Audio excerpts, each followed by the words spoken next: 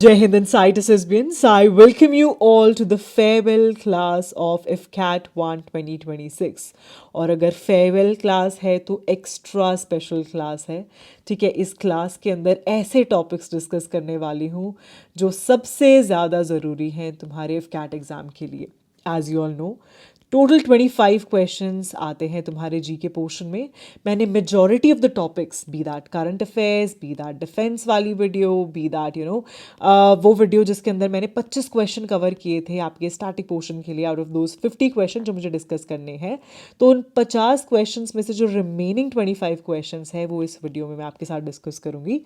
GK में जैसे आपको पता है कि 25 जो क्वेश्चंस आपके आते हैं उसमें से 25 क्वेश्चन जो है सॉल्व करवा पाना ये मेरी एक रिस्पॉन्सिबिलिटी है। ठीक है, और अगर मैं बात करूं कि 25 ऑफ 25 याद रख पाना एक बहुत ही बड़ी बात हो जाती है, लेकिन क्वेश्चंस जो हैं वो डायरेक्टली इसी वीडियो से आएंगे। इसको अच्छे से करके जाना एंड मेक श्योर पार्ट 1 ज़रूर कर लेना यार, उसको मिस आउट मत करना। ठीक है, उस वीडियो को मैं लिंक कहाँ कर दूंगी, I will link that in the comment section. And believe me यार, फेयरवेल वाली जो वीडियो रहती है ना, दैट्स द मोस्ट दिल दिल में थोड़ा सा लगता है यार कि बच्चे जो तुम्हारे साथ इतने लंबे टाइम से प्रिपेयर कर रहे हैं, तो एक वो फीलिंग आती है कि यार I have to bid them a goodbye, they are done with their syllabus with me. So of course it's with a heavy heart that I am saying this is a farewell class.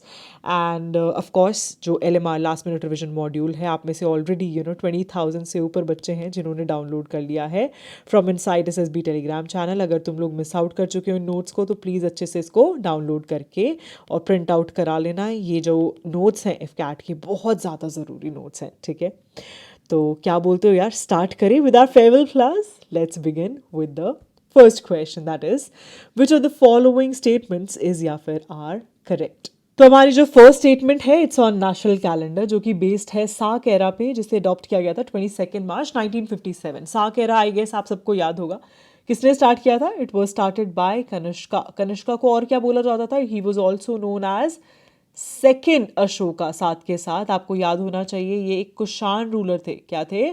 Kushan ruler थे। और कुषाण्स जो है इन्होंने क्या start किया था? Silk route start किया था, है ना। आई होप सबको याद होगा, ये हिस्ट्री में पढ़ाई था। तो बिल्कुल सही है यार फर्स्ट स्टेटमेंट। फिर आ जाते हैं नेशनल फ्लैग। नेशनल फ्लैग किसने डिज़ाइन किया? पिंगाली वेंकैया ने। और इसके जो कलर्स है बहुत ज़रूरी है, एक बार अभी हम डिस्कस कर लेंगे। अडॉप्ट किया गया था 22 जुलाई 1947, आज़ादी के टाइम पे। ठीक है, तो अगर मैं बात करूँ कलर्स, देखो कलर्स में क्या क्वेश्चन पूछा जाता है, जैसे कि सैफरन किसे डिनोट करता है। जैसे कि यहाँ पर अगर मैं बात करूँ करेज को, सैक्रिफाइस को, है ना, सैफरन कलर जो है डिनोट करता है। वाइट की अगर मैं बात करूँ पीस और ट्रूथ को डिनोट करता है। ग्रीन कलर जो है फर्टिलिटी और ग्रोथ को डिनोट करता है। और धर्म चक्र की मैं आपसे बात करूँ, आपने बहुत क्लियरली देखा होगा धर्म चक्र जो है उसमें टोटल 24 स्पोक्स होते हैं। हर स्पोक, और ये 24 नंबर बहुत ज़रूरी है याद रखना। ठीक है, 24 स्पोक्स जो है वो पेशेंस, करेज, अलग अलग चीज़ों को क्या करते हैं, डिनोट करते हैं। ठीक है, इसको अशोक चक्र भी बोला जाता है, सो याद रखना अशोक चक्र। ठीक है, इसी के साथ एक बार ना थोड़ा नेशनल एम्बलम भी देख लेते हैं यार, ये क्वेश्चन भी बहुत ज़्यादा पूछा जाता है। तो अगर मैं आपसे बात करूँ नेशनल एम्बलम, ठीक है, तो इसमें सबसे पहली चीज़ एज यू कैन सी, सबसे पहली चीज़ क्या नज़र आ रही है, ये लाइन नज़र आ रहे हैं। टोटल 4 होते हैं ये, ऑफकोर्स एक इसके पीछे भी होगा। ठीक है, फिर अगर हम बात करें इसके नीचे इन्वर्टेड लोटस होता है। और ये जो आपको सत्यमेव जयते लिखा हुआ नज़र आ रहा है, ये कौन सी उपनिषद से लिया गया था? This was taken from Mundaka Upanishad, याद रखना मुंडका उपनिषद। ठीक है, और एक और बहुत ज़रूरी चीज़, ये जो है नेशनल सेंटेंस भी होता है। सत्यमेव जयते क्या है? नेशनल सेंटेंस है। ठीक है, उसके बाद आते हैं अबैकस। अबैकस आपको यहाँ पर नजर आएगा, this thing is known as abacus. अब इसमें आपको एक चीज़ क्या दिख रही है, दिख रहे हैं आपको, ये क्या है? एनिमल्स हैं। ठीक है, सो इसमें 4 एनिमल्स हैं। चारों एनिमल्स का आपको नाम पता होना चाहिए। The first one is bull, the second one is horse, then आते हैं एलिफेंट, और फिर है लायन। ठीक है, तो ये याद रखने हैं आपको। एनिमल्स कभी कभी पूछ लिए जाते हैं।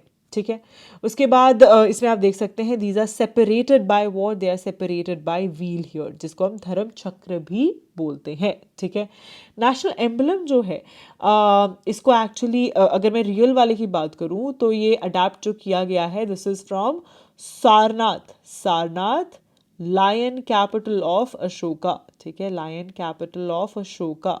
और एक और बहुत ज़रूरी चीज़ जो यहाँ पे एक्चुअल वाला नेशनल एम्बलम जहाँ से पिक किया गया है, this thing is actually made of sand stone. ये भी कभी कभी पूछ लिया जाता है, इसलिए I am just letting you know this. फिर आ जाते हैं ऑफ कोर्स हमारी जो सेकंड स्टेटमेंट है तो बिल्कुल सही है ना।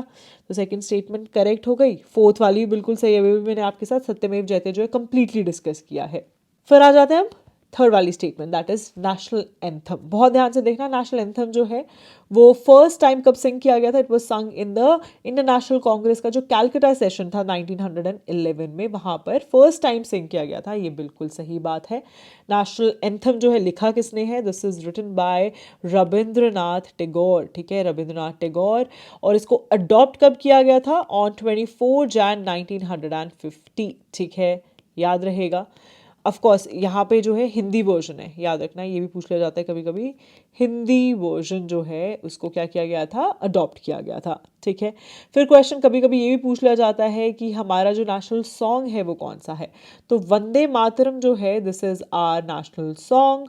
और ये लिखा किसने था, this was actually by Bankim Chandra Chatterjee, Bankim Chandra Chatterjee, ठीक है, याद रहेगा। और इसकी लैंग्वेज जो है दैट इज संस्कृत। इसी तरीके से आई होप आपको अपना नेशनल ट्री भी पता होगा, दैट इज बैंडियन ट्री। और फ्लावर भी पता होगा, lotus is our national flower, okay. So of course ये चारों की चारों स्टेटमेंट बिल्कुल करेक्ट। आंसर क्या हो जाएगा, D, that is all of the about, ठीक है। अब हम बात करेंगे नेक्स्ट क्वेश्चन की, जो है अर्थक्वेक के रिगार्डिंग। ध्यान से देखना, ये आपका अर्थ का जो है क्या है, it is a dissection of your earth. ये वो इलाका है जहाँ से आपकी जो अर्थक्वेक की वेव स्टार्ट हुई, इसको हम फोकस भी बोल सकते हैं और हाइपो सेंटर भी बोल सकते हैं। फिर ये वेव जाके जहाँ पे अर्थ पे आके सरफेस पे सबसे पहले स्ट्राइक हुई, उसको हमने बोला एपी सेंटर, ठीक है। फिर जो वेव्स है दो टाइप की होती है, जो एक तो इंटरनली आपके साथ चलती है, तो इसको of course body of the earth, तो बॉडी वेव बोला। और जो सरफेस पे आके टच हुई इस वाली वेव को, जो सरफेस पे मूव हो रही है, that is known as surface wave, ठीक है। बॉडी के अंदर क्या होता है, यहाँ पे डेंसिटी ज़्यादा है तो ऑफकोर्स स्पीड भी ज़्यादा होती है। और elasticity is also one of the rules, plays one of the rules, because metal होता है तो elasticity is also one of the thing, ठीक है। एंड अगर मैं सरफेस वेव की आपसे बात करूँ, यहाँ पे डेंसिटी क्या है, कम है। इस रीज़न की वजह से जो स्पीड है वो भी काफ़ी ज़्यादा कम देखी जाती है। प्लीज़ बहुत ध्यान से देखना। सबसे पहले हम बॉडी वेव को देखेंगे, डिस्कस करेंगे पी वेव और एस वेव। और अगर डिस्ट्रक्शन की बात आती है तो surface wave is extremely destructive, याद रखना, बहुत ज़्यादा, सबसे ज़्यादा डिस्ट्रक्टिव है ये, ठीक है। अब आते हैं पी और एस वेव के डिफरेंस पे। देखो पी वेव क्या होती है, दिस इज़ द वेव जो कि सॉलिड लिक्विड गैस सबसे पास हो सकती है। और ये जो वेव है सबसे पहले आके सरफेस पे जो स्ट्राइक करती है वो भी पी वेव ही होती है।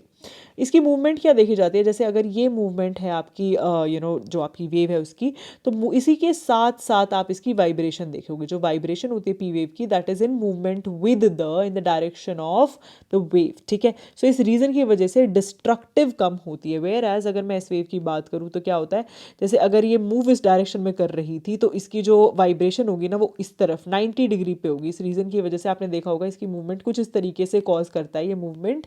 तो ये जो है बहुत हाईली डिस्ट्रक्टिव है, चाहे रॉक्स हो या कोई भी स्ट्रक्चर, उस सब चीज़ों को ये कोलैप्स कर देता है, ठीक है। So this is very very destructive. और एस जो है यहाँ पे क्या डिनोट कर रहा है, ये सिर्फ और सिर्फ सॉलिड के थ्रू जो है मूव करती है, याद रखना। एस से याद रख लेना कि सॉलिड से ही मूव करती है। तो अब देखो यहाँ पे बहुत ध्यान से देखना, जो पी वेव है वो क्या करती है, वो सॉलिड लिक्विड गैस के थ्रू मूव करती है। एस वेव जो है सिर्फ और सिर्फ सॉलिड के थ्रू मूव करती है। तो क्या ये सही है, यस। फिर आते हैं एस वेव जो है, अब यहाँ पे देखना आप, ये जो है कोर है, दिस इज लिक्विड, ठीक है, लिक्विड है। इस रीजन की वजह से यहाँ पे क्या होगा, मूवमेंट नहीं होगी ना इस वेव की, तो इस वजह से क्या होगा, यहाँ से सीधी गई आपकी एस वेव, ठीक है, वो इसके थ्रू नहीं आ पाएगी। तो ये पूरा का पूरा जो है एस वेव का शैडो जोन बन जाएगा। वेयर एज जो आपकी पी वेव है यार, वो तो सॉलिड लिक्विड सबसे मूव कर जाती है, तो सॉलिड से गई, फिर ऑफकोर्स इसकी जो डायरेक्शन थोड़ी सी चेंज हुई, आपको पता होगा ना, जैसे ही वेव जो है it moves from solid to liquid, liquid to gas, तो ऑफकोर्स वो डिफ्लेक्ट हो जाती है थोड़ी सी। तो यहाँ पर क्या हुआ कि ये अपने लिक्विड में गई तो डिफ्लेक्ट हुई, और ऑफकोर्स यहाँ वापस से सॉलिड में आई तो डिफ्लेक्ट हुई। तो इस रीज़न की वजह से यहाँ पर भी शैडो जोन बन गया पी वेव का। तो ऑफकोर्स इनकी ये बात आपको याद रखनी है, शैडो जोन कहाँ है, बियॉन्ड 103। और अगर मैं बात करूँ पी वेव की, तो इसका जो है दैट इज़ बिटवीन 105 से 145, 105 से 145 के बीच में है इसका शैडो जोन। तो ये बिल्कुल सही है। और अगर मैं बात करूँ, शैडो जोन जो है ये शो करता है कि कोर जो है वो क्या है, लिक्विड है, बिकॉज इसके थ्रू ये मूव नहीं नहीं कर पाई, ना ही तो आपकी एस वेव मूव कर पाई, और पी वेव जो है वो मूव करी, लेकिन वो कुछ इस तरीके से करी कि यहाँ पर एक शैडो जोन बन गया। तो ये भी बिल्कुल सही है। तो सारी की सारी स्टेटमेंट सही, आंसर क्या हो जाएगा सी, 1 2 3 एंड 4 जो है ये सारी की सारी स्टेटमेंट्स बिल्कुल सही हैं। इसके बाद अब हम बात कर लेते हैं नेक्स्ट बहुत ही ज़रूरी topic, that is the reverse and the cities. Very very important, ठीक है। तो रिवर से क्वेश्चन कैसे डेवलप होते हैं यार, रिवर से आपसे पहले पूछ लेंगे, अच्छा बताओ यार ये जो रिवर है इसकी लेफ्ट या फिर राइट बैंक ट्रिब्यूटरी कौन सी है। मेजरली होता है ये, जैसे इंडस है, गंगा है, जो बड़ी बड़ी रिवर्स है। दूसरा क्वेश्चन पूछ लिया जाएगा कि अच्छा यार कौन सी सिटी है इस पर्टिकुलर रिवर के बैंक पे, या फिर कॉन्फ्लुएंसेस से क्वेश्चन आ जाएंगे। तो ये ऑफकोर्स ये सारी चीज़ें आपके साथ आगे डिस्कस करने वाली हूँ। तो सबसे पहले हम देख लेते हैं, बद्रीनाथ जो है वो अलकनंदा के बैंक पे है, दिल्ली, आगरा और मथुरा यमुना के बैंक पे, हैदराबाद मूसी के बैंक पे, और नासिक जो है वो गोदावरी के बैंक पे। इससे आपने एक चीज़ रियलाइज़ की होंगी, जितनी भी सिटीज़ हैं वो सारी की सारी जो हैं they are completely based out कि कौन सी रिवर उसके साइड से जा रही है। हमेशा की हमेशा बड़ी सिटीज़ जो हैं वो रिवर के साइड में ही डेवलप हुई हैं। This had been the reality since for ever, ठीक है।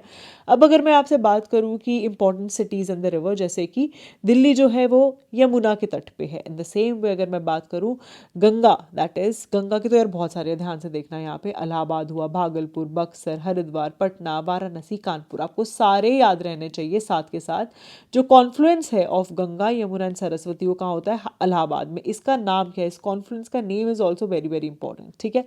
इन द सेम वे अगर मैं बात करूँ आपसे अहमदाबाद जो है वो साबरमती के तट पे है। फिर अगर मैं बात करूँ कोलकाता, ये जो है this is on the banks of Hooghly river. तो ये सारे के सारे बहुत ज़रूरी हैं। साथ के साथ क्वेश्चन कहाँ से आ जाता है, it also comes from the international places, international cities, जैसे कि एंड स्पेसिफिकली जो आता है this is regarding the capital cities, ठीक है। कि अच्छा जल्दी से बताओ कि जो ढाका है this is on which river bank, या फिर बैंकॉक जो है वो कहाँ पर है। सबसे इंपॉर्टेंट जो है यहाँ पे एक तो आपका टिग्रिस वाला है, ठीक है, नाइल। उसके बाद इंडस तो आई गेस आप सब लोग जानते ही जानते हैं, Ravi, this is also very important. Moskva, this is very very important because इसी के नाम से ही मॉस्को जो है नाम पड़ा था इस जगह का, ठीक है। सीन रिवर, टाइबर, हडसन, ये सबसे ज़्यादा ज़रूरी है। ये आखिरी वाले आपको सारे याद करने हैं, ये सबसे ज़्यादा इंपॉर्टेंट है। थेम्स जो है ऑलरेडी पूछा जा चुका है एग्जामिनेशन में, ठीक है। फिर हम बात कर लेते हैं बहुत ही ज़रूरी चीज़, दैट इज़ डैम्स। डैम से क्वेश्चन कैसे आता है, ये आ जाएगा कि तेरी डैम जो है वो कौन से रिवर पे है, या फिर आ जाएगा हीराकुंड डैम जो है वो कौन से रिवर पे है, नागार्जुन सागर कौन से रिवर पे है। तो ऐसे वाले क्वेश्चंस बहुत ज़रूरी है। जो सबसे इंपॉर्टेंट है वो मैंने यहाँ पे अलग से डाले हुए हैं, ये आपको 100% याद रखने हैं, बिकॉज इसमें से जो ये 2-3 तो हैं जो न्यूज़ में रहे हैं, साथ के साथ जो ये वाले क्वेश्चंस है specifically on the rivers of Krishna, Mahanadi, Kaveri, यहाँ से क्वेश्चंस बहुत आते हैं when it comes to dams, ठीक है।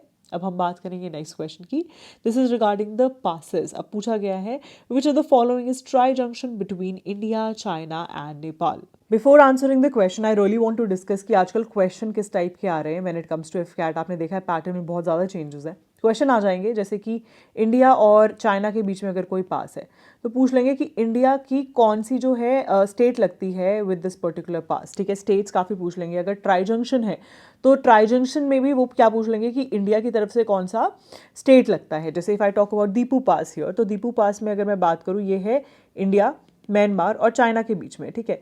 तो इसमें क्वेश्चन आ जाएगा कि अच्छा इसमें जो है कौन सा स्टेट जो है जिसके साथ ये पास है, तो यहाँ पर अरुणाचल प्रदेश है। और ये तीनों के तीनों जो पासेस हैं ये अरुणाचल प्रदेश के और म्यांमार के साथ लगते ही लगते हैं। The only thing here is कि जो आपका दीपू पास है ये वाला पास जो है इसमें चाइना भी एडेड है, तो याद रखना, ठीक है। ये तीनों के तीनों पासेस बहुत ज़रूरी है। And talking about the answer of this question, India, China और नेपाल के बीच में कौन सा पास है, the tri junction pass is Lipulekh. इसमें भी पूछा जा सकता है कौन सा स्टेट है, द आंसर इज उत्तराखंड, ठीक है। तो प्लीज़ पासेस में ये ज़रूर देख लेना कौन से स्टेट्स हैं। फिर आ जाते हैं और भी जो इंपॉर्टेंट पासेस है, जैसे अगर मैं बात करूँ आपसे यहाँ पर चाइना के साथ, सबसे पहले हम चाइना ही देख लेते हैं। चाइना की अगर मैं बात करूँ, फर्स्ट वन इज नाथुला पास, ये किसके साथ लगता है, ये लगता है उत्तराखंड के साथ, ठीक है। फिर अगर मैं बात करूँ शिपकिला पास, शिपकिला पास जो है this is with which one, Himachal Pradesh के साथ है। खारदुंगला पास जो है ये एक्चुअली सियाचिन को कनेक्ट करता है, याद रखना, सियाचिन ग्लेशियर को कनेक्ट करता है। Also you know that Khardungla is the world's highest motorable pass, जो कि ले और नुब्रा वैली को क्या करता है, कनेक्ट करता है। फिर आते हैं मना पास, मना पास जो है ये है उत्तराखंड वापस से। अगिल पास जो है ये क्या है, दिस इज इन लद्दाख, ठीक है, याद रखना अगिल जो है दिस इज इन लद्दाख। फिर आते हैं काराकोरम, काराकोरम जो है दिस एक्चुअली कनेक्ट्स जो बेसिकली आपके काराकोरम रेंज है ना वहाँ पर, तो उधर कनेक्शन किस चीज़ को शो करता है, ये सिल्क रूट आपको याद है, पुराना जो सिल्क रूट हुआ करता था जो लद्दाख से चाइना की तरफ जाता था, तो एक्चुअली ये आपका सिल्क रूट को डिनोट करता है, ठीक है। फिर आते हैं लिपुलेख पास, लिपुलेख पास जो है this already I told you, तो मैंने अभी आपको पढ़ाया था, तो जल्दी से बताओ मुझे। फिर आते हैं नीति पास, नीति पास जो है ये है उत्तराखंड के साथ, ठीक है। फिर आ जाते हैं म्यांमार, म्यांमार में भी ये सारे पासेस है, ऑलरेडी मैंने आपके साथ डिस्कस कर लिए हैं। और इसके अलावा जो और भी इंपॉर्टेंट पासेस हैं, जैसे अगर मैं आपसे बात करूँ यहाँ पर जोजिला पास, तो जोजिला पास जो है ये किसको कनेक्ट करता है, this actually is in Jammu and Kashmir, और श्रीनगर को ले से कनेक्ट करता है, श्रीनगर को ले से कनेक्ट करता है। और Rohtang, Rohtang is also very very important, question पूछा जा चुका है ऑलरेडी रोहतांग के रिगार्डिंग, तो आई गेस आप सबको पता ही है ये तो। कुल्लू वैली को, कुल्लू वैली को और लाहौल स्पीति जो है उसको ये कनेक्ट करता है, ठीक है। सो जितने भी पासेस हैं कौन से स्टेट में हैं, ठीक है, कौन सी कंट्री के साथ लगते हैं, ये सब आपको पता होने चाहिए। एंड स्पेसिफिकली आजकल जो नॉर्थ ईस्ट वाले क्वेश्चंस हैं वो बहुत ज़्यादा आ रहे हैं एग्जाम में, तो प्लीज़ इस पर थोड़ा ज़्यादा ध्यान देना, ठीक है। इसके बाद जो क्वेश्चन डेवलप होते हैं वो स्ट्रेट से भी डेवलप होते हैं। क्वेश्चन कैसे आते हैं एक बार ध्यान से देखना, ठीक है।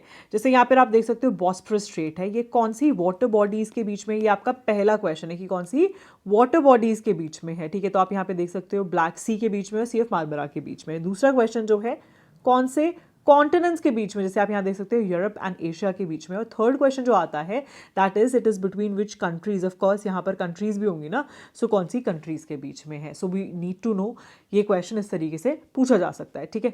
तो आप यहाँ पर देखोगे इसका आंसर तो हमें पता है, it's between Black Sea and Sea of Marmara. इसी तरीके से स्ट्रेट ऑफ मलक्का एक्सेट्रा बहुत सारे इंपॉर्टेंट स्ट्रेट्स हैं, let's discuss all of them. जैसे अगर मैं बात करूँ मलक्का स्ट्रेट, ये किसके बीच में है, this is between Andaman Sea and South China Sea, very very important. In the same way location is also important because ये कौन से दो कंट्रीज के बीच में, ये क्वेश्चन भी एग्जाम में पूछा जा सकता है, ठीक है। सुंदरा स्ट्रेट हुआ, बास स्ट्रेट हुआ। इसके साथ साथ we also need to know few more, जैसे अगर मैं बात करूँ Suez Canal, I guess all of us know because ये काफ़ी हैवी है on trade when it comes to this canal, तो इस कैनाल से बहुत ज़्यादा ट्रेड होता है। It actually runs through Egypt, याद रखना, it runs through Egypt, okay. And अगर मैं बात करूँ यहाँ पर कौन से दो वाटर बॉडीज़ हैं, तो ये मेडिटरेनियन सी एंड रेड सी के बीच में है, ठीक है। फिर दूसरा जो है दैट इज 10 डिग्री चैनल, अगर मैं 10 डिग्री चैनल की आपसे बात करूँ, this is between Andaman and Nicobar islands, ठीक है, अंडमान और निकोबार आइलैंड्स के बीच में है। फिर अगर मैं बात करूँ 8 डिग्री चैनल, 8 डिग्री चैनल जो है this is between which one, Maldives and Lakshadweep के बीच में। ये बहुत ज़रूरी है, काफ़ी ज़्यादा लक्षद्वीप न्यूज़ में रहा है पिछले साल, that's why it is important, ठीक है। उसके बाद डंकन पैसेज भी कभी कभी पूछ लेते हैं, तो डंकन पैसेज जो है this is between Great and Little Andamans, ठीक है। ये मैंने ऑलरेडी आपका वैसे कवर किया हुआ है इन LMR, तो एक बार देख लेना। तो of course it is between Bay of Bengal and Andaman Sea, very very important, ठीक है, याद हो गया। अब हम बात करेंगे नेक्स्ट क्वेश्चन की, this is regarding match the following, and इसमें क्या गिवन है हमें, ऑर्गेनलीज एंड फंक्शंस जो है वो गिवन है, हमें मैच करना है। तो फंक्शंस जानने से पहले हमारे लिए इंपॉर्टेंट है जानना कि ऑर्गेनलीज होती क्या है। तो जैसे अगर ये सेल है और ये इसका न्यूक्लियस है, तो यहाँ पर ये जो साइटोप्लाज्म है, यहाँ पर आपको क्या मिलती है, ऑर्गेनलीज देखने को मिलती हैं। इनके अलग अलग फंक्शंस हैं और साथ के साथ निकनेम्स भी हैं। तो सबसे पहले हम एक बार इनके निकनेम्स डिस्कस कर लेते हैं, साथ के साथ we will also discuss about the functions. जैसे कि न्यूक्लियस जो है this is known as the brain of the cell, because सारे के सारे डिसीजंस जो है वो यहीं से लिए जाते हैं। मेम्ब्रेन की अगर मैं बात करूँ, this is known as the गेट कीपर, ठीक है, बिकॉज ये देखता है कि यार क्या चीज़ अंदर आएगी क्या नहीं आएगी, ठीक है। गोल्जी एपैरेटस की अगर मैं बात करूँ आपसे, इसका क्या काम है, इसका काम है this is also known as the post office. Why so, because ये सारी चीज़ों को डिलीवर करता है, प्रोटीन के पैकेजेस बनाता है, ठीक है, और फिर इसको क्या करता है, it sends it over to the place जहाँ पर इसकी रिक्वायरमेंट है। उसके बाद जो बहुत इंपॉर्टेंट चीज़ है दैट इज SER और RER, ठीक है। S स्टैंड्स फॉर स्मूथ, यहाँ पे R स्टैंड्स फॉर रफ, ठीक है। तो स्मूथ एंडोप्लाज्मिक रेटिकुलम जो है वो क्या बनाती है, वो बनाती है लिपिड, वेराज रफ एंडोप्लाज्मिक रेटिकुलम क्या बनाती है, प्रोटीन बनाती है, ठीक है।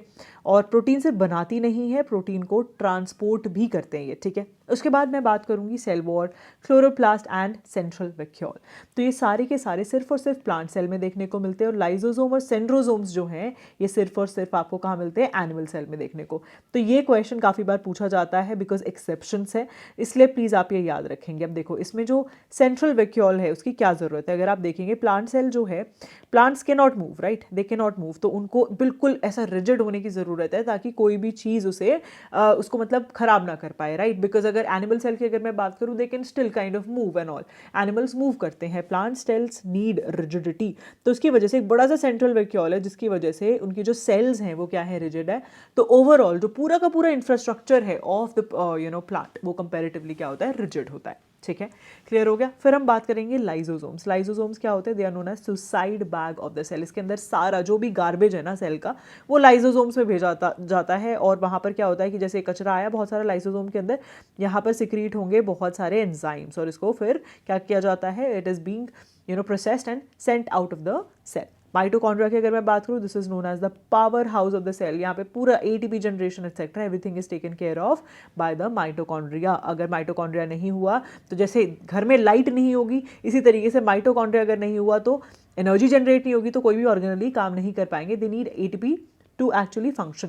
क्लोरोप्लास्ट, जैसे कि हमारी घर में किचन होता है, तो इन द सेम वे जो प्लांट का जो किचन है या सेल का जो किचन है, अगर मैं बोलूँ तो सेल का किचन क्या है, क्लोरोप्लास्ट है। राइबोसोम्स क्या है, these are known as the protein factory of the cell. ठीक है, तो जितने भी हैं एक बार सारे गो थ्रू कर लेना यार, बहुत ज़्यादा ज़रूरी है। And if you want a screenshot of this, please ये स्क्रीनशॉट ले लेना, बहुत ज़्यादा क्लियर है। You can see what all is being done by different organelles. ठीक है, moving on to the next question now. तो क्वेश्चन कैसे आता है कि यार ये जो पर्टिकुलर ओर है उसमें से कौन सा मेटल जो है वो निकलता है। जैसे बॉक्साइट जो है उससे एल्यूमिनियम निकलता है, कैलामाइन जिंक ब्लेंड से क्या निकलता है, जिंक। गलीना एंड सेरुसाइट से क्या निकलता है, लेड। और सिनाबार जो है उससे क्या निकलता है, मर्करी। ठीक है, in the same way there lot of others, ये तो हमने ऑलरेडी डिस्कस कर लिया। सोडियम की अगर मैं बात करूँ किससे निकलता है, रॉक सॉल्ट से निकलता है। कॉपर जो है, this is out of copper pyrites, copper pyrite and copper glands. ठीक है, फिर अगर मैं बात करूँ आयरन की, आयरन जो है इसके दो ओर्स हैं, एक तो आपका है मैग्नेटाइट और दूसरा कौन सा है, हेमेटाइट। ठीक है,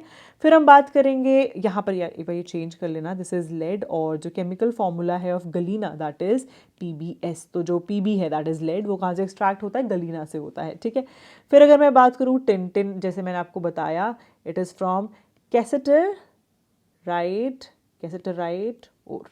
ठीक है, याद हो गया, these all are very very important, please remember them.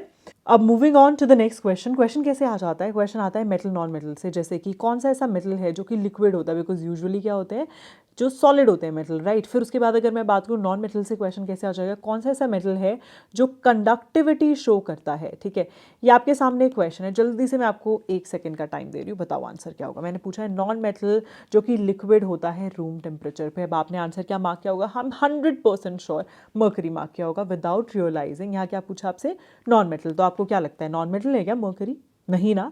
तो आंसर क्या होगा, इसका आंसर जो है दैट इज ब्रोमीन। ठीक है, ब्रोमीन जो है वो एक ऐसा नॉन मेटल है which is found liquid at room temperature, whereas अगर मेटल की बात करूं जो लिक्विड होता है द आंसर इज मर्करी। और इसके अलावा एक और होता है, जल्दी से नीचे कमेंट करो क्या होता है, मैं आपको बताती हूँ। ठीक है, इसके बाद और भी बहुत सारे ऐसे क्वेश्चंस आते हैं, जैसे अगर मैं बात करूँ ग्रेफाइट। ग्रेफाइट क्या है, एक ऐसा नॉन मेटल जो इलेक्ट्रिसिटी कंडक्ट करता है। ठीक है, ये तो मैं आपको ऑलरेडी बता चुकी हूँ।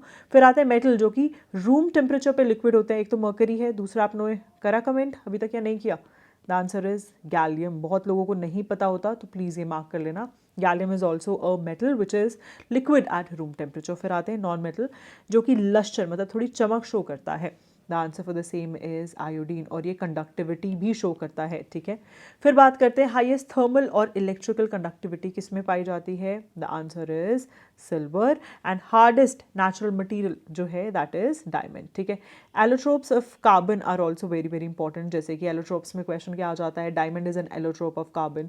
ठीक है, उसके बाद ग्रेफाइट जो है वो भी एलोट्रोप है आपका कार्बन का। तो ये वाले क्वेश्चंस काफ़ी ज़्यादा पूछे जाते हैं। अब ये है सारे मेटल्स की स्पेशल प्रॉपर्टी, तो बहुत ज़्यादा ज़रूरी है स्पेशल प्रॉपर्टीज़। जैसे अगर पूछा जाए कि सबसे ज़्यादा सॉफ्ट और हाईली रिएक्टिव जो मेटल है वो कौन सा है, the answer is sodium and potassium. ठीक है, उसके बाद अगर पूछ लेते हैं कि लिक्विड, ये तो ऑलरेडी मैं आपको बता चुकी हूँ, ऐसा जो हाथ पे ही मेल्ट हो जाता है, द आंसर इज गैलियम। ठीक है, बेस्ट कंडक्टर अगर पूछे हीट और इलेक्ट्रिसिटी का, आंसर क्या हो जाएगा, सिल्वर, ठीक है। आई होप जो भी मेटल्स हैं उनकी स्पेशल प्रॉपर्टीज़ हैं सब याद हो गई होगी। नेक्स्ट जो क्वेश्चन है दिस इज रिगार्डिंग एसिड, ठीक है। पूछा गया है नेटल स्ट्रिंग में कौन सा एसिड होता है, the answer is methanoic acid. In the same वे आपसे पूछा जा सकता है कि चलो बताओ टमेटो में कौन सा एसिड होता है, जल्दी से नीचे कमेंट करो, ठीक है। अगर मैं बात करूँ मैलिक एसिड की, वो होता है एप्पल्स में या फिर ग्रेप्स में, ठीक है। टार्टरिक एसिड की अगर मैं बात करूँ दिस इज इन टैमरिन, ठीक है। फिर हम बात करेंगे सिट्रिक एसिड, जो भी सिट्रिक फ्रूट्स है जैसे लेमन हुआ, ऑरेंज हुआ, इन सब में क्या होता है, सिट्रिक एसिड होता है। अगर आपको एंट ने बाइट किया तो इन्फ्लेमेशन आपको देखने को मिलती है, that's because of formic acid, ठीक है। फिर लैक्टिक एसिड जो है दिस इज इन सार milk. Butyric acid is also very very important. In the same way question काफी बार पीएच से भी पूछा जाता है, जैसे अगर आप देखेंगे 7 जो है दिस स्टैंड्स फॉर न्यूट्रल, इससे इस साइड जो है ये सारे के सारे क्या है, बेसिक, दैट इज 7 से लेकर 14 तक, और इधर क्या है, these all are acidic in nature, ठीक है। और अगर मैं बात करूं आपसे ये जो भी एसिडिक और बेसिक होता है this is completely based on hydrogen ion concentration, ठीक है।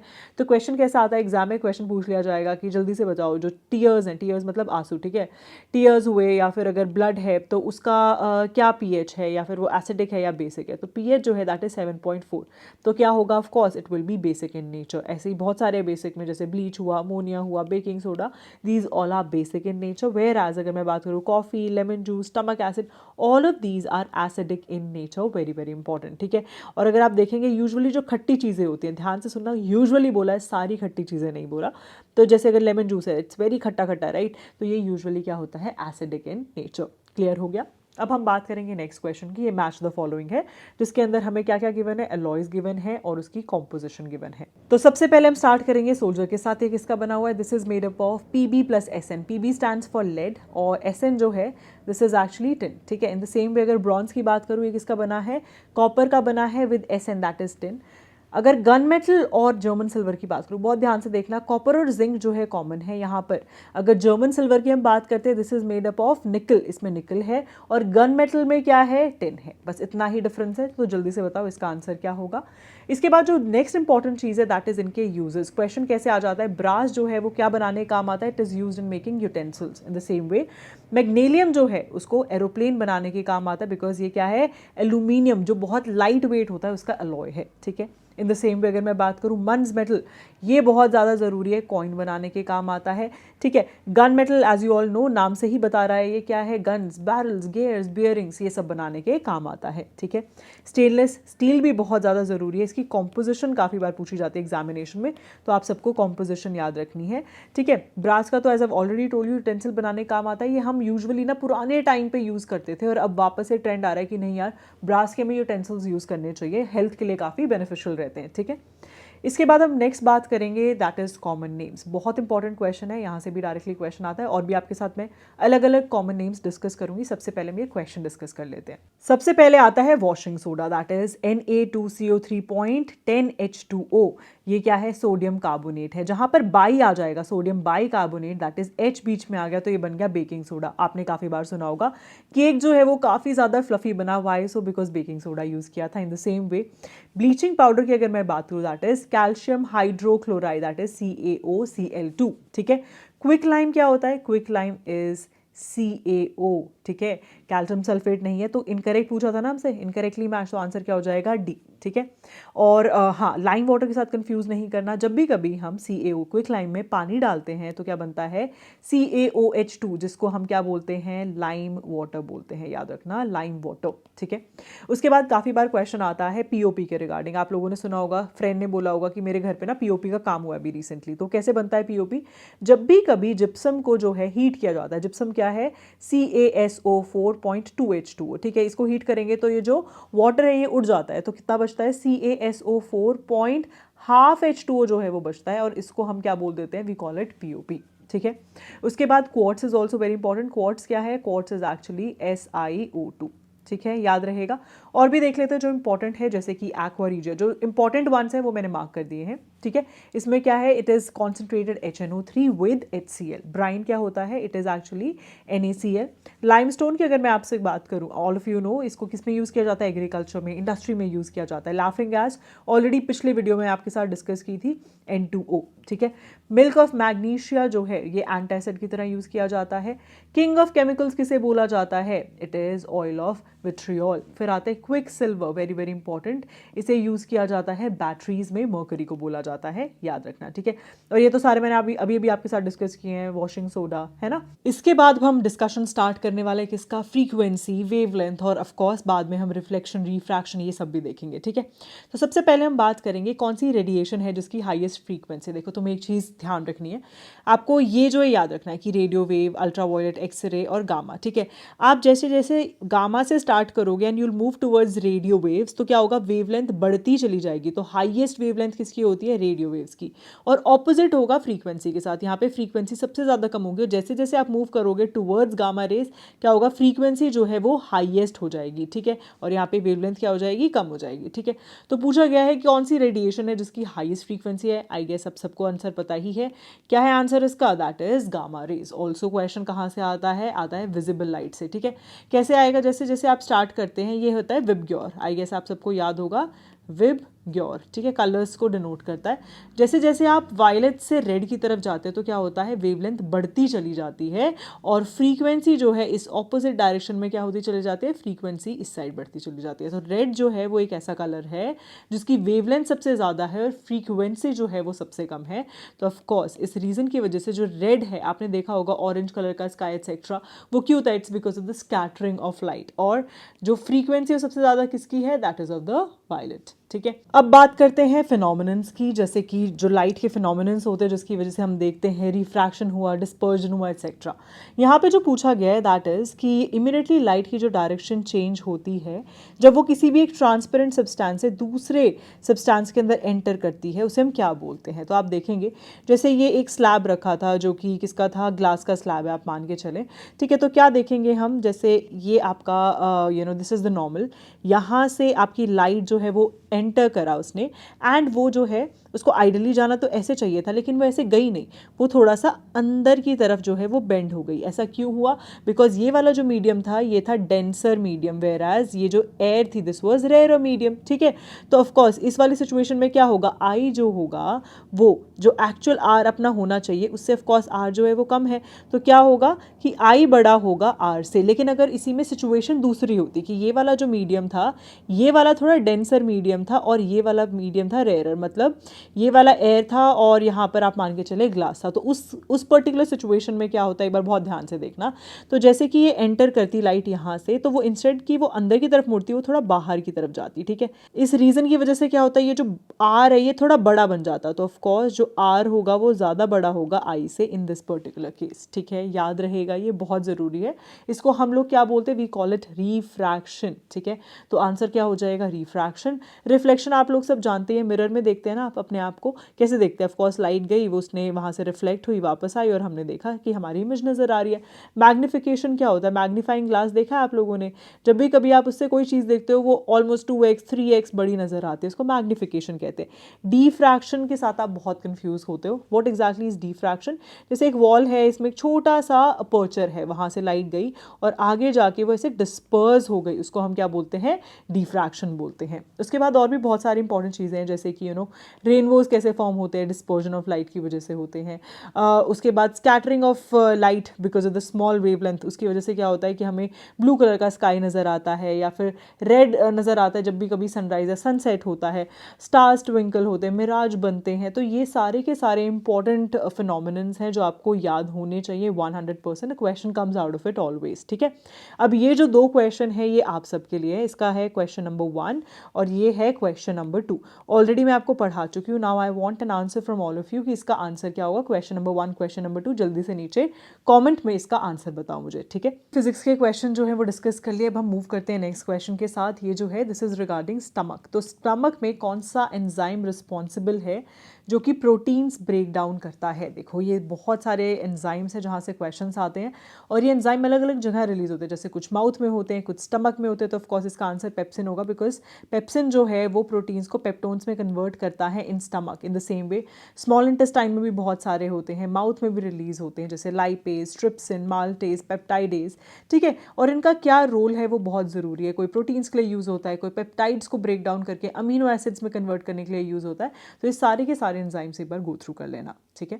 इसके बाद हम डिस्कस करने वाले हैं म्यूजिक इंस्ट्रूमेंट्स और जो पर्सन एसोसिएटेड है विद द सेम। ये क्वेश्चन काफ़ी ज़्यादा एग्जाम में पूछा जाता है, स्टैटिक क्वेश्चन है, so let us go through it once. Okay, तो हमारा जो म्यूजिकल इंस्ट्रूमेंट है first one that is santoor. इससे एसोसिएटेड कौन है? पंडित शिव कुमार शर्मा। फ्लूट की अगर मैं बात करूँ, हरि प्रसाद चौरसिया। सितार, पंडित रविशंकर। एक्सट्रीमली इंपॉर्टेंट, ये क्वेश्चन एग्जाम में ऑलरेडी पूछा जा चुका है। वायलिन की अगर हम बात करें, वीजी जॉग। ठीक है, also Zakir Hussain is very important. Zakir Hussain क्या प्ले करते थे? He used to play tabla, right. और आपने इन्हें बात आज वाली एड में भी एक बार देखा ही होगा फॉर श्योर, है ना, जो टी की एक एड आती थी। ये इंपॉर्टेंट इसलिए बिकॉज 2025 में ही passed away and that's the reason the question can come up in the examination. ठीक है, तो अब आपने ये सब कुछ तो देख ही लिया है कौन किससे एसोसिएटेड है। जल्दी से बताओ ए, बी, सी और डी में से आंसर क्या होगा। Along with this, classical dance of the states are very very important। जैसे कि अगर मैं कथकली की बात करूँ, के से याद रखना, कथकली, के से केरला। ठीक है, उड़ीसी नाम ही बता रहा है, उड़ीसा से है। मणिपुरी मणिपुर से है। अच्छा, ये थोड़ा अलग है, दैट इज सतारिया। ये कहाँ से है? This is from Assam. ये क्वेश्चन एग्जाम में पूछा जा सकता है, थोड़ा डिफरेंट है इस रीज़न की वजह से। ठीक है, ऑल्सो फोक डांसर्स जो हैं वो भी बहुत ज़्यादा ज़रूरी हैं। जैसे कि घूमर आपने बहुत सुना होगा ना सॉन्ग, जिसमें दीपिका पादुकोण इज देयर। किससे एसोसिएटेड है? दिस इज राजस्थान का सॉन्ग। गिद्दा पाए। अच्छा, गिद्दा कहाँ का है भाई? गिद्दा इज पंजाब। गरबा कहाँ का है? गुजरात का। गरबा तो I have seen, you know, Navratri के टाइम पे बहुत ज़ोरों शोरों से लोग गरबा जो है वो इन्जॉय करते हैं। So these are the most important ones. फिर लावनी, ये भी आप लोग जानते हैं, मराठी डांस है एक, है ना, महाराष्ट्र से एसोसिएटेड है। फिर आते हैं बिहू। बिहू असम। ठीक है, याद रहेगा। और दीज आर वेरी इंपॉर्टेंट यार, क्वेश्चन आ सकता है डांस से। ठीक है, फिर आते हैं हम next one that is country and associated national sports. Very very important. तो सबसे पहले हम बात करेंगे यूएसए का। क्या है? यूएसए का है बेसबॉल नेशनल स्पोर्ट। अगर हम बात करें Japan, that is Sumo wrestling. Spain का क्या है? Bull wrestling. और बांग्लादेश का क्या है? कबड्डी। ठीक है, अब जल्दी से और भी देख लेते हैं इंपॉर्टेंट वंस। दैट इज कि अगर मैं बात करूँ अफगानिस्तान, दैट इज बुस्काशी। जुजित्सु किसका है? This is of Japan. Japan का ही है क्या? नहीं यार, जापान का तो सुमो रेसलिंग है। मैंने यही देखने के लिए आपको ये गलत दिया था। जापान का क्या है? जल्दी से मेंशन करो। बांग्लादेश की अगर मैं बात करूँ, that is kabaddi. Turkey oil wrestling. Bhutan archery. ठीक है, यूएसए का क्या है? बेसबॉल। ठीक है, याद रहेंगे, सारे इंपॉर्टेंट है यार, एक बार प्लीज पक्का से गो थ्रू कर लेना। फिर आते हैं which of the following was founded by Raja Ram Mohan Roy to promote social and religious reform. तो इसका आंसर आप देंगे मुझे, बिकॉज मैं अभी आपके साथ सारे और डिस्कस करने वाली हूँ ऑर्गेनाइजेशन एंड द फाउंडर्स। ठीक है, सबसे इंपॉर्टेंट जो है the first one is Arya Samaj, that is by Swami Dayanand Saraswati. Very very important. Azad Hind Fauj, ये क्वेश्चन बहुत बार पूछा जाता है बिकॉज आप इसका आंसर जो मार्क करके आते हो that is Subhash Chandra Bose. No, it is captain Mohan Singh. ठीक है, फिर आते आत्मीय सभा, ये भी जरूरी है, राजा राम मोहन रॉय। ठीक है, फिर आते बेलूर मठ, ये भी जरूरी है, स्वामी विवेकानंदा। ठीक है, Ghadar party, very important again, Lala Hardayal and Kashiram. ठीक है, उसके बाद एओ ह्यूम ने कौन सी की थी? Indian National Congress, I guess आप सबको पता ही है। Ali brothers, Khilafat movement. और Indian Social Conference, MG Ranade. ठीक है, फिर आ जाते हैं नेक्स्ट वन हियर। यहाँ पे जो सबसे इंपॉर्टेंट है दैट इज, एक तो मुस्लिम लीग बहुत इंपॉर्टेंट है, सर्वेंट्स ऑफ इंडियन सोसाइटी बहुत ज़्यादा ज़रूरी है, Swaraj party is also very very important. ठीक है, फिर हम बात करेंगे यहाँ पे तत्व बोधि सभा और थियोसफिकल सोसाइटी, ये वाले सबसे इंपॉर्टेंट वंस आर देयर, तो इनको अच्छे से याद रखना। और एक ये भी देख लेना प्लीज आप, विमेन इंडियन एसोसिएशन। ठीक है, जो सबसे इंपॉर्टेंट है मैंने सारे मार्क कर दिए हैं, इनको एक बार गो थ्रू कर लेना, this can come up in the examination. इसके बाद हम एक बार देख लेते हैं पॉलिटी के कुछ questions, that is which of the following statement is incorrect regarding the preamble. First thing is कि जो प्रियम्बल है ये बेस्ड है ऑब्जेक्टिव रेजोल्यूशन पे, जो कि मूव किया था पंडित जवाहरलाल नेहरू ने। क्या ये सही है? Yes, absolutely correct. उसके बाद बात करते हैं सोशलिस्ट, सेक्युलर और इंटेग्रिटी। ये जो वर्ड्स हैं ये लिए गए हैं फ्रॉम 42nd कॉन्स्टिट्यूशनल अमेंडमेंट। क्या ये सही है? Yes, absolutely correct. इसको मिनी कॉन्स्टिट्यूशन भी बोला जाता है, याद रखना मिनी कॉन्स्टिट्यूशन। क्वेश्चन आ जाएगा which of the following is known as the mini constitution. फिर आते हैं द आइडियाज़ ऑफ जस्टिस, जिसमें सोशल, पॉलिटिकल और इकोनॉमिक है, ये यूके से लिया है हमने। नाउ दिस इज रॉन्ग, और पूछा था इनकरेक्ट, तो आंसर भी सी हो जाएगा बिकॉज यूके से नहीं, हमने यूएसएसआर से लिए हैं। फिर आता है लिबर्टी, इक्वालिटी एंड फ्रेटर्निटी, ये जो है फ्रेंच रेवोल्यूशन से लिए गए हैं ideas. Yes, this is also absolutely correct. अब इसके साथ साथ और भी इंपॉर्टेंट हैं कुछ क्वेश्चन, वो मैं आपके साथ डिस्कस करती हूँ। इसका आंसर आप मुझे देंगे बिकॉज अभी मैं आपके साथ डिस्कस करूँगी हमने कौन सी कंट्री से क्या बोरो किया है। जैसे अगर मैं बात करूँ बायकामलिज्म और सिंगल सिटीजनशिप ये हमने यूके से ली है, ठीक है। डीपीएसपी जो है हमने आयरलैंड से लिया है, फ्रांस से हमने ऑफकोर्स अभी डिस्कस किया था ये लिया है। फिर अगर मैं बात करूँ आपसे फंडामेंटल राइट्स जो है इमरजेंसी के टाइम जो सस्पेंड हो जाते हैं हमने जर्मनी से लिया है। Now this is very important, Soviet union से हमने क्या लिया है, फंडामेंटल ड्यूटीज़ जो है हमने वहाँ से ली हैं, ठीक है। उसके बाद कॉन्करेंट लिस्ट जो है ऑस्ट्रेलिया से। कनाडा से हमने क्या लिया है कि हमारा जो सेंटर है that is very very strong, ठीक है, तो that is from the Canada's end. फिर आते हैं यूएस में अगर आप देखेंगे the most important part is this thing, impeachment of the president, ये पूछा जा सकता है, ठीक है। और ऑफ कोर्स फिर आता है गवर्नमेंट ऑफ इंडिया एक्ट 1935, इससे हमने काफ़ी सारी ये चीज़ें ली हैं, ठीक है। आई होप अब आप इसका आंसर जो है बहुत आसानी से दे सकते हो। जल्दी से बताओ what is going to be the answer of it, ठीक है। Now moving on to the next question, geography पे वापस से आते हैं। Which lines run parallel to the equator is the question, ठीक है। ये क्वेश्चन जानने के लिए हमें सबसे पहले समझना पड़ेगा लैटिट्यूड्स और लॉन्गिट्यूड होती क्या है। लैटिट्यूड मतलब लेटी हुई लाइन, ऐसे याद रख लेना, जैसे कि इक्वेटर जो है this is your 0 degree latitude, whereas ये जो लंबी लंबी आपको लाइन नज़र आ रही है ये क्या है, जैसे कि प्राइम मेरिडियन जो है ये है 0 डिग्री लॉन्गिट्यूड, ठीक है। प्राइम मेरिडियन जो है जब भी यूके से पास होती है इसको हम क्या बोलते हैं, ग्रीनविच मीन टाइम।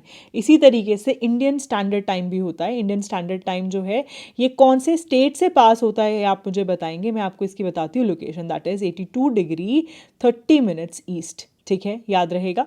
इसके बाद ये भी क्वेश्चन कभी कभी पूछ लिया जाता है कि जो IST है और जो आपका ग्रीनविच मीन टाइम है इसमें कितने घंटे का डिफरेंस है, तो इसमें है 5 आवर 30 मिनट्स का डिफरेंस, ठीक है, 5 आवर 30 मिनट्स का डिफरेंस। फिर पूछ लेते हैं ट्रॉपिक ऑफ कैप्रिकॉर्न जो है वो है 23 डिग्री 26 मिनट्स साउथ, और 23 डिग्री 26 मिनट्स नॉर्थ क्या हो जाएगा, ट्रॉपिक ऑफ कैंसर हो जाएगा, ठीक है। पोल तो हमें पता ही है यार 90 डिग्री पर है हमारे, राइट। उसके बाद आता है एक और बहुत ज़रूरी question, that is date line. Date line जो है ये कौन सी है, तो डेट लाइन जो है ये पास होती है पैसिफिक ओशन से, याद रखना पैसिफिक ओशन से पास होती है, ये बहुत ज़्यादा ज़रूरी क्वेश्चन है, ठीक है। अब यहाँ पे हमसे क्या पूछा गया था, हमसे पूछा गया था that which of the following runs parallel to the equator. Now all of us know that ये क्या है, एक लेटी हुई लाइन है, तो आंसर क्या हो जाएगा, लैटिट्यूड, ठीक है। इसी के साथ साथ आगे अगर हम देखेंगे क्वेश्चन आते हैं कि कौन सी जो कंट्रीज़ हैं वो इक्वेटर पे है। सो आपको इन सब के नाम पता होने चाहिए, it's a very very important question. Total 13 countries हैं, कोलंबिया, इक्वाडोर, ठीक है, गेबन, ब्राज़ील। कभी कभी ये भी क्वेश्चन आ जाता है कि कितने कॉन्टिनेंट से पास होते हैं, तो आप यहाँ पे ध्यान से देखना, एक तो है अपना साउथ अमेरिका, ठीक है, उसके बाद यहाँ क्या है, अफ्रीका है, और फिर अगर हम बात करें यहाँ पर क्या है, एशिया आ जाता है, राइट। तो ये जो है हमारे 3 कॉन्टिनेंट्स है जहाँ से पास होती है। उसके बाद एक और क्वेश्चन पूछ लिया जाता है कि कौन कौन से ओशंस है जहाँ से ये पास होती है, तो प्लीज़ बहुत ही ध्यान से देखना। यहाँ पर आपका क्या है, पैसिफिक ओशन है, राइट, पैसिफिक ओशन, तो ऑफकोर्स यहाँ पे भी क्या हो जाएगा, पैसिफिक ओशन ही होगा। यहाँ पर क्या है आपका, this is Indian ocean, okay, और यहाँ पर क्या है, अटलांटिक, ठीक है, याद रहेगा।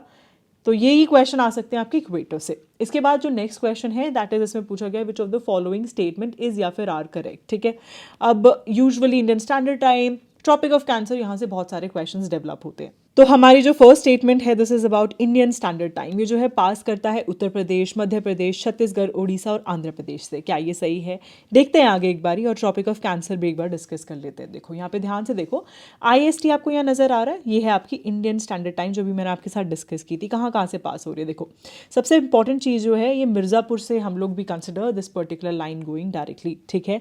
तो मिर्ज़ापुर कहाँ है, दिस इज इन उत्तर प्रदेश। फिर आता है हमारा Madhya Pradesh, that you can see here, फिर छत्तीसगढ़, फिर उड़ीसा एंड आखिरी में आता है आंध्र प्रदेश। तो टोटल कितने हो गए भाई states, there are total 5 states here, ठीक है। उसके बाद आते हैं दूसरी चीज़ पे, that is tropic of cancer कहाँ से पास होता है, बहुत ध्यान से देखते हुए चलना।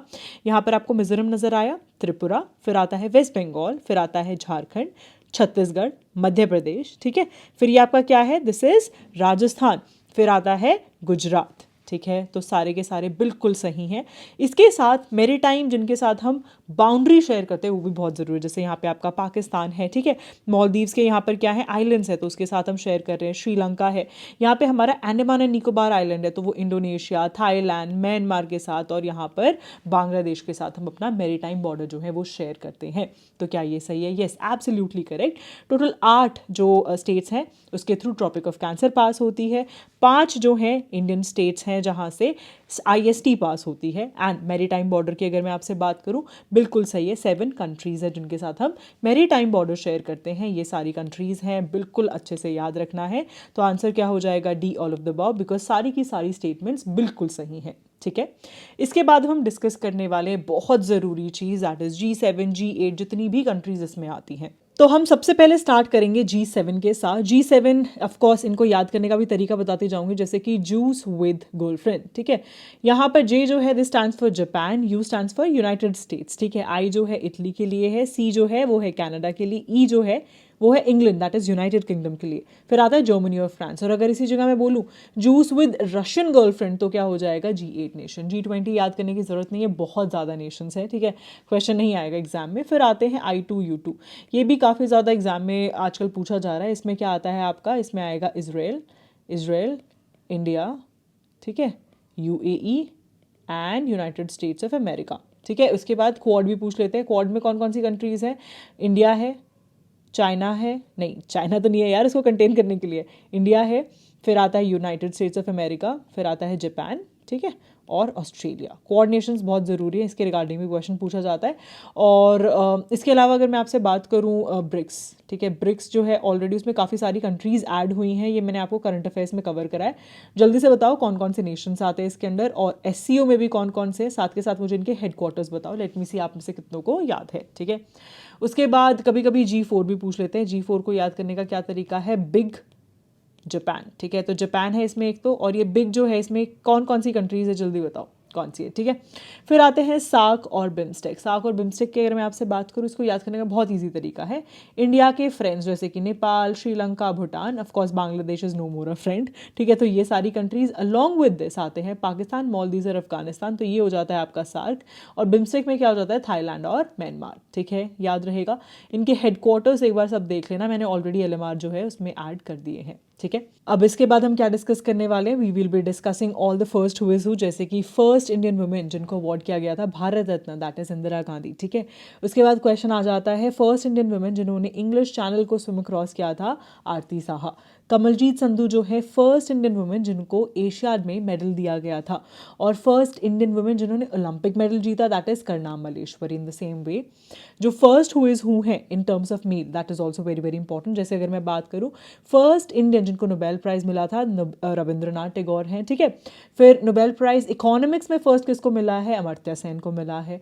ठीक है, फिर आते हैं the one who introduce the printing press in India, ये क्वेश्चन भी ज़रूरी है। लास्ट इंडियन गवर्नर जनरल, ठीक है, या फिर फर्स्ट ब्रिटिश गवर्नर जनरल, ये सारे क्वेश्चंस बहुत ज़्यादा इंपॉर्टेंट है, we have to go through them once. ठीक है, फिर आ जाते हैं about these very very important locations, जैसे कि डिफेंस सर्विस स्टाफ कॉलेज जो है ये कहाँ पर है, ये क्वेश्चन पूछा गया। Of course we all know the answer of it, the answer is Wellington. ठीक है, और भी जो ज़रूरी है एक बार गो थ्रू कर लेते हैं। जैसे अगर मैं बात करूँ नेशनल डिफेंस अकेडमी कहाँ पर है, इट इज़ इन पुणे। ठीक है, फिर अगर बात करें ऑफिसर्स ट्रेनिंग अकेडमी, चेन्नई में भी है और गया में भी है, please take a note, it is Gaya, OTA Gaya. ठीक है, फिर infantry school Mhow, army war college भी मऊ में है, MCTE is also in Mhow. ठीक है, बहुत ज़रूरी है। फिर आते हैं कॉलेज ऑफ मिलिट्री इंजीनियरिंग, फिर ये वाला सबसे इंपॉर्टेंट है यार, ये ऑलरेडी एग्जाम में काफ़ी बार पूछा जा चुका है। ठीक है, फिर आ जाते हैं हम लोग, और भी बहुत सारे इंपॉर्टेंट है जो भी है, मैंने सारे यहाँ मेंशन किए हुए हैं, एक बार जस्ट गो थ्रू कर लो, बिकॉज आई एम श्योर आपने ऑलरेडी एक बार तो याद किए ही होंगे।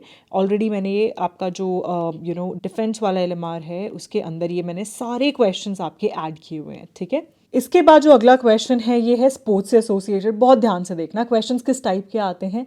या तो पूछ लेंगे कि ये पर्टिकुलर कप जो है, जैसे डेविस कप, ऊबर कप, ये किससे एसोसिएटेड है, तो ये बैडमिंटन से एसोसिएटेड है, बिल्कुल सही है।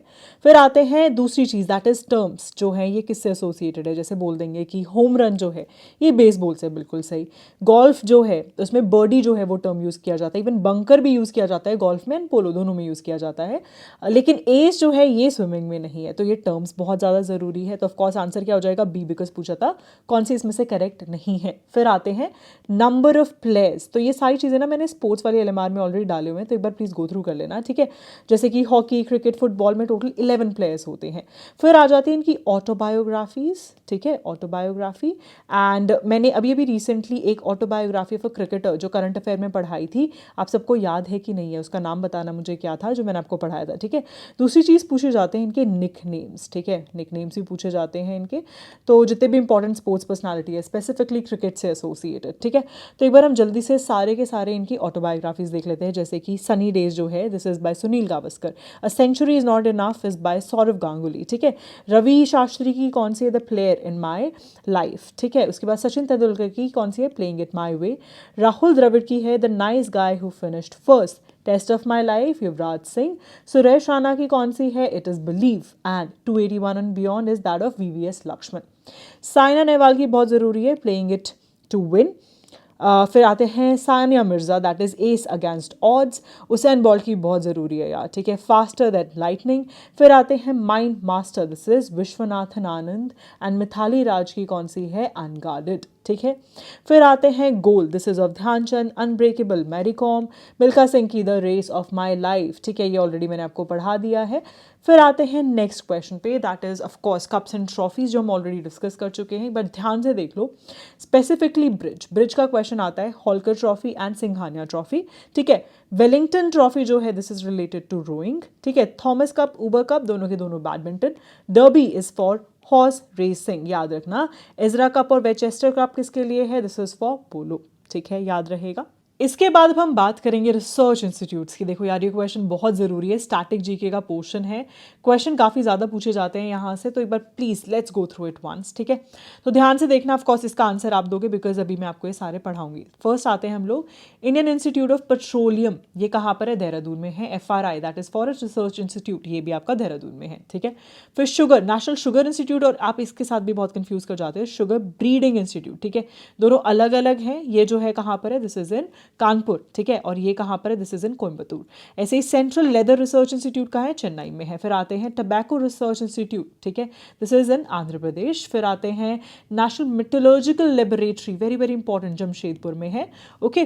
फिर आते हैं यहाँ पर, ये यार ये बहुत ज़्यादा इंपॉर्टेंट है, कर्नाटका में ये जितने भी हैं ना ये यूजुअली पूछे जाते हैं, जैसे कि अगर मैं बात करूँ रमन रिसर्च इंस्टीट्यूट या फिर सेंटर फॉर इकोलॉजिकल साइंसेज, ठीक है, ये सारे के सारे कहाँ पर है, even Indian institute of astrophysics, ठीक है, ये सारे हैं कर्नाटका में। भाभा एटॉमिक रिसर्च सेंटर कहाँ है, दिस इज इन महाराष्ट्र, ठीक है।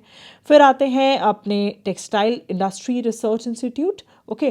National dairy research institute, very important, this is in Karnal, okay. और ये बहुत बहुत बहुत ज़्यादा ज़रूरी है, star mark all of these, as you can see ये कहाँ पर है, दिल्ली में है। ये क्वेश्चन एग्जाम में बहुत ज़्यादा पूछा जाता है, ठीक है, याद रहेगा। नेक्स्ट जो है question, now this is regarding the famous oil fields जो कि इंडिया में है, साथ के साथ जो स्टील प्लांट्स है, ठीक है। जैसे अगर मैं बात करूँ असम में कौन सा है, बिग बॉय, ठीक है। मुंबई हाई कहाँ पर है आपका, अरेबियन सी में है। अंकलेश्वर कहाँ है, this is in Gujarat. At the same point in time अगर मैं स्टील प्लांट्स की बात करूँ तो सबसे इंपॉर्टेंट है राउरकेला, बोकारो, ठीक है, Durgapur, Bhilai, these all are the important ones. कभी कभी इनकी लोकेशन पूछ ली जाती है, so you should know about it, ठीक है। फिर आ जाते हैं नेक्स्ट क्वेश्चन पे, this is regarding the awards, ठीक है। पूछा गया है कौन सी इसमें से ऐसी स्टेटमेंट है जो कि इनकरेक्ट है। Also this is the last question of your farewell class, तो प्लीज बहुत ही ध्यान से सुनना, काफी इंपॉर्टेंट क्वेश्चन है। नोबेल प्राइज की अगर मैं बात करूं, फर्स्ट इंडियन जिन्हें नोबेल प्राइज दिया था कौन थे, रविंद्रनाथ टैगोर, है ना। और इन्हें किस लिए मिला था, he got it for Gitanjali. अच्छा मुझे ये बताओ कि जो जनगण मन है वो किसने लिखा था यार, मैंने फर्स्ट क्वेश्चन जो आपके साथ डिस्कस किया था वो यही था, ठीक है। नोबेल प्राइज जो है किस किस फील्ड में दिया जाता है, peace, literature, medicine, physics, chemistry. एक बहुत ज़रूरी चीज़, केमिस्ट्री में 1901 में स्टार्ट हुआ था, इकोनॉमिक्स में 1969 में स्टार्ट हुआ था, ये क्वेश्चन काफ़ी बार पूछा जाता है। फिर आते हैं भारत रत्न जो कि इंडिया का हाईएस्ट सिविलियन अवार्ड है, ठीक है। अगर मैं बात करूँ फर्स्ट फॉरेनर जिसे ये मिला था, the answer for the same will be what, Abdul Ghaffar Khan, ठीक है। फर्स्ट इंडियंस जिन्हें मिला था टोटल 3 थे, तो इन तीनों का आपको नाम याद होना चाहिए। The first one is doctor Sarvepalli Radhakrishnan, ठीक है, राधा कृष्णन। इसके बाद हम बात करेंगे सी राजा गोपालचारी, ठीक है। उसके बाद आती है बात डॉक्टर CV रमन, ठीक है, यहाँ पे ए भी आएगा, ठीक है।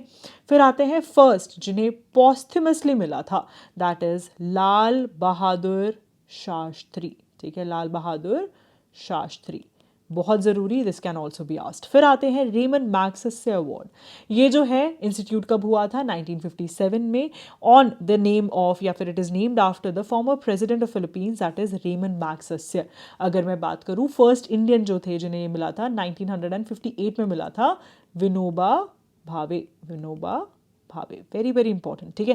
वीर चक्र जो है इंडिया का हाईएस्ट अवार्ड है। Now this is the wrong one because Vir Chakra नहीं है, the answer is what? Paramvir Chakra, ठीक है। अगर बात करें परमवीर चक्र की, द फर्स्ट पीवीसी किसे मिला था?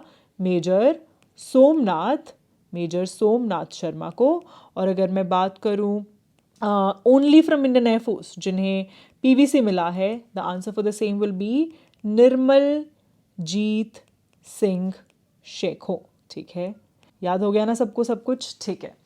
तो यार इसी के साथ जैसे हमारी क्लास ख़त्म होती है, I am really proud of the ones जिन्होंने ये क्लास बिल्कुल आखिरी तक देखी, बिकॉज आप में से बहुत ऐसे होंगे जिसमें इतनी भी पेशेंस नहीं होगी आज की डेट में कि ये सबसे इंपॉर्टेंट क्वेश्चन जो सेग्रीगेट करके दिए हैं वो भी अच्छे से पढ़ ले। तो first achievement is that you have completed everything that was important and was sent by me on Telegram channel या फिर ऑन द यूट्यूब चैनल, ठीक है।